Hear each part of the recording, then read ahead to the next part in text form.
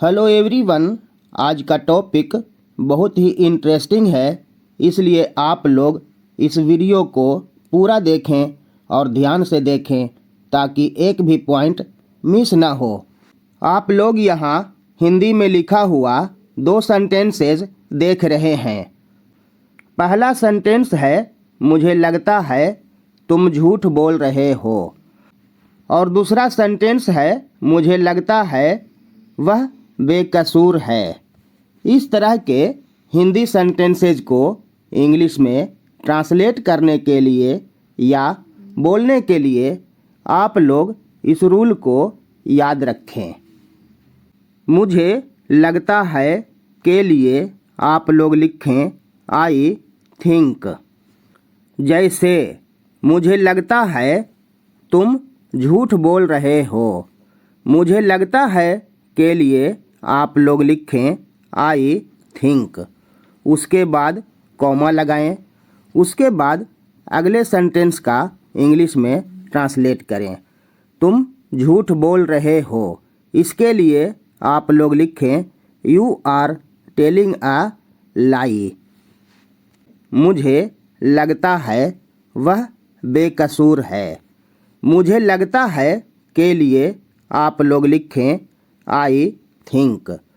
वह बेकसूर है के लिए आप लोग लिखें ही इज़ इनोसेंट। अब आप लोग इसे डिटेल में समझें। मुझे लगता है तुम झूठ बोल रहे हो।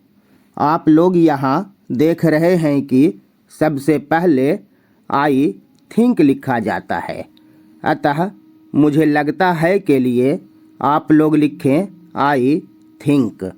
उसके बाद यहाँ देख रहे हैं कि कॉमा लगाया जाता है, इसलिए यहाँ भी आई थिंक के बाद कॉमा लगाया गया है। उसके बाद अगले सेंटेंस को लिखा जाता है।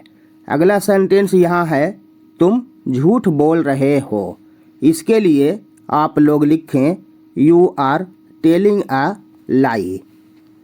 अतः मुझे लगता है तुम झूठ बोल रहे हो का अंग्रेजी अनुवाद होगा I think you are telling a lie. अब आप लोग दूसरे सेंटेंस को भी समझ लीजिए।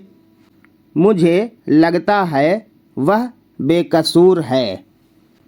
मुझे लगता है के लिए आप लोग लिखें आई थिंक।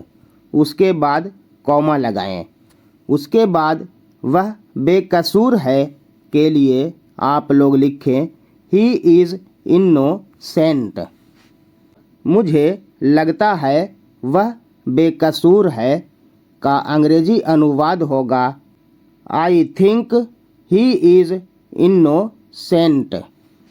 अब आप लोग कुछ पास्ट टेंस के भी एग्जाम्पल्स को देखें और इसे ठीक से समझें।